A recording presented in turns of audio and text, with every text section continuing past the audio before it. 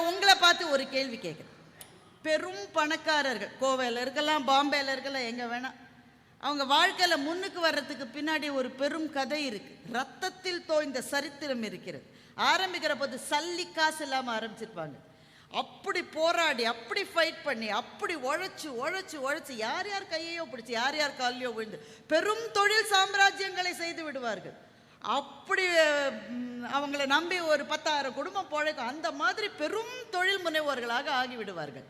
அப்படி இருக்கிறவங்க இன்னைக்கு இந்தியாவில் எவ்வளோ பேர் இருப்பாங்க? ஒரு 100 பேர் எடுத்துக்கோங்க. அந்த 100 பேர் அவங்களுக்கு என்ன கொஞ்சம் வயசாக இருக்கும் இப்போ இல்லையா? ஏன்னா தொழில் சாம்ராஜ்யத்தை நிர்மாணிக்க 30 வருஷம் 40 வருஷம் ஆகும். அவங்கள்ட்ட யார்கிட்டையாவது நீங்கள் இன்னைக்கு போய் கேட்டு பாருங்க, ஐயா இவ்வளவு பெரிய சக்ஸஸ் வந்துருச்சியா, இப்போ சந்தோஷமா இருக்கீங்களா, ஓய்வில் இருக்கீங்க?